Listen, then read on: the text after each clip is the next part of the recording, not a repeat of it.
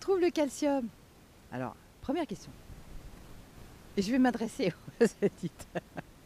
Est-ce que les vaches boivent du lait? Réfléchissez bien. Elles ne boivent pas de lait, d'accord? Le veau boit du lait. Les bébés boivent le lait de leur mère. Chaque espèce boit le lait de son espèce. Mais une vache, et quand vous allez chez le boucher pour en prendre un os à moelle, il va à la scie électrique tellement c'est dur. C'est dur un os, hein? Mais où il le trouve le calcium? Elle bouffe de l'herbe. Et éventuellement un peu de soja. Donc d'où il vient ce calcium? C'est une fausse idée qu'on nous a mise dans la tête et c'est l'industrie agroalimentaire qui en général sponsorise, ainsi que l'industrie pharmaceutique, qui sponsorise les étudiants de médecine encore aujourd'hui, qui veut nous faire croire à ça. Comment se fait-il que Pas seulement des étudiants en médecine, hein, des scientifiques, des journalistes. des journalistes qui n'ont pas de formation et des scientifiques qui n'ont pas cette formation-là? Même les médecins, n'oubliez pas, je vous l'ai dit la dernière fois, en 7 ans, voire 10 ans d'études de médecine, n'ont que 4 heures, et pour les plus chanceux, 8 heures d'études en nutrition. C'est quand même grave. Donc le calcium, vous le trouvez dans tous les fruits secs. Vous prenez une petite tête de brocoli, vous avez tout le calcium pour la journée. Mais aussi, quand on voit les publications du professeur Kervran sur les transmutations biologiques, on est capable de fabriquer du calcium à partir de potassium, d'hydrogène, de sodium, etc. Donc il faut arrêter avec ces histoires de calcium. Et d'ailleurs, vous avez remarqué qu'aujourd'hui, les maladies type arthrose ou ostéoporose, vous avez pas assez de calcium à certains endroits et trop à d'autres. Il y a un blême, non? C'est donc bien un système de répartition. L'os, c'est vivant. Et on s'est aperçu que plus on mangeait de produits laitiers, plus on se déminéralisait.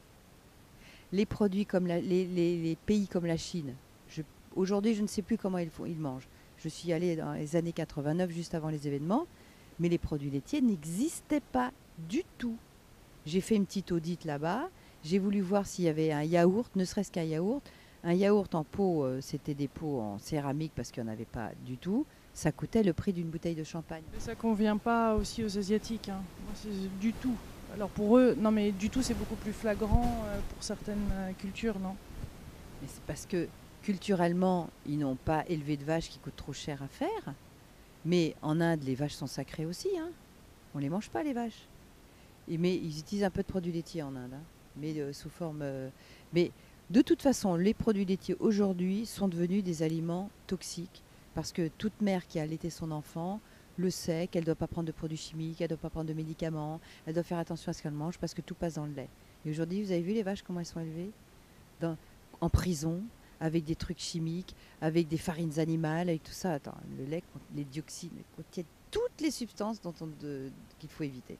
Comment vous expliquez qu'un petit bébé donc qui est allaité, la maman donc mange du lait, des laitages, le petit donc va avoir d'eczéma, la maman finalement arrête le lait, donc ça y est, la peau du bébé redevient normale, tout se passe bien.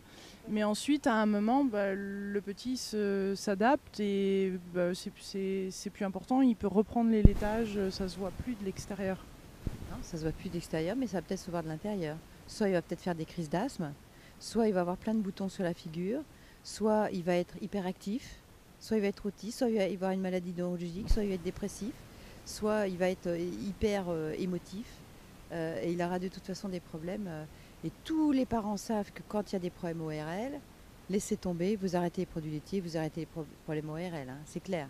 Le nombre d'enfants qui se font opérer d'otite, les rhumes, les rhinopharyngites, à répétition, à répétition. Mais arrêtez les produits laitiers. Et il n'y a plus de problème.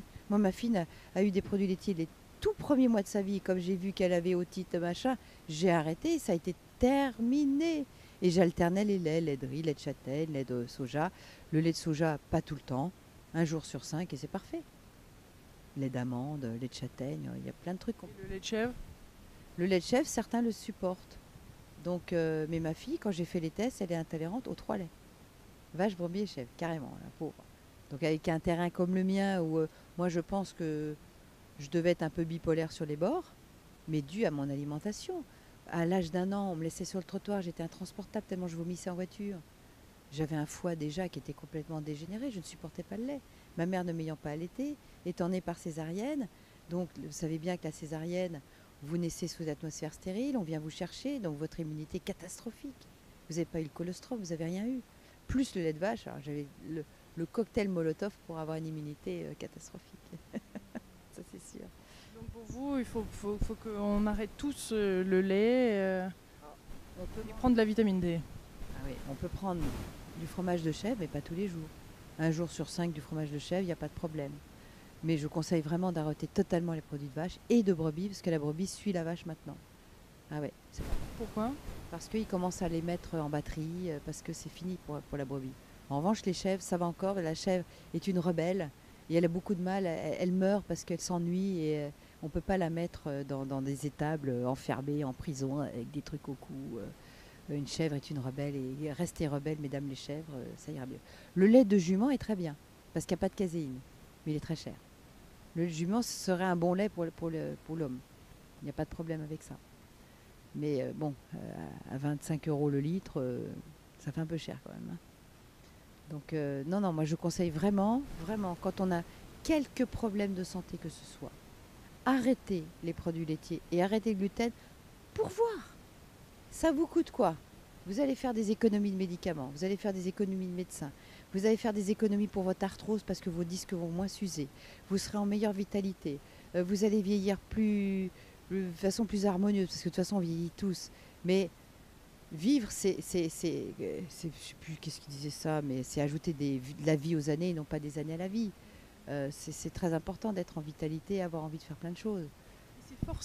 C'est forcément le lait ou le gluten, c'est pas que ces produits-là ont évolué vers une industrialisation, vers ce que les vaches mangent, comment elles sont traitées. C'est pas tout ça qui fait que, plutôt que le produit en lui-même, parce qu'il y a d'autres aliments maintenant qui deviennent un problème, c'est plus les seuls. De toute façon, Lou, ce qu'il faut bien comprendre, c'est que...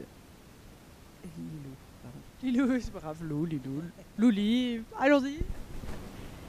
L'industrie a fait beaucoup de mal et va faire beaucoup de mal à l'être humain.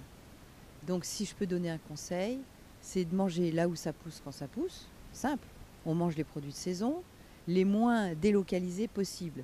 Donc les tomates, on va encore manger jusqu'à fin octobre. Après, c'est terminé. Les fraises, il y en a maintenant jusqu'au mois de novembre. Après, c'est terminé. Donc on va manger les produits de saison de notre territoire. Ne prenez pas de produits industriels, quels qu'ils soient. Quel qu'il soit. Si l'industrie est passée par là, il y a forcément de la chimie, il y a forcément de la destruction. C'est des aliments morts, des aliments totalement inutiles qui vont remplir votre estomac sans lui donner de vitalité. Donc, un produit inutile, manger utile. Si vraiment vous voulez être en bonne santé, vous avez vu, on a mangé une salade qui était géniale, où il y avait plein d'aliments crus dedans, et il suffisait de citron, de sel et d'huile d'olive, c'était délicieux. On a mélangé des radis, des carottes, de la betterave crue, de la salade, avec un peu d'oignon. Ça remplit. C'est génial parce que c'est tellement vivant qu'on n'a pas besoin de manger autre chose. Mais les gens, pourquoi ils mangent beaucoup? Parce qu'ils sont vides, parce qu'il n'y a tellement pas d'éléments nutritifs que votre cerveau ou votre fréquence dit oh, j'ai pas ce qu'il me faut que tu manges, faut que tu m'apportes ce dont j'ai besoin. Et c'est là où on mange trop, parce qu'on est vide. Donc l'industrie, d'une façon générale, elle ne va pas être copine avec moi, parce que vous mangiez de temps en temps des trucs industriels, parce que c'est pas mal, parce que vous pouvez l'emmener dans votre sac, si vous voulez. Mais vous savez que vous avez fait le choix de la facilité, mais ce n'est pas le choix du respect de vous-même et de la santé. C'est vrai que des gens comme moi, quand je vais dans une gare ou un aéroport, c'est la cata, parce qu'il n'y a rien à manger. Donc j'ai toujours une galette de riz dans mon sac, au cas où je suis vraiment prise de court et que j'ai rien du tout. Ni au moins j'aurais ma petite galette de riz et un fruit sec, quoi. Parce que sinon,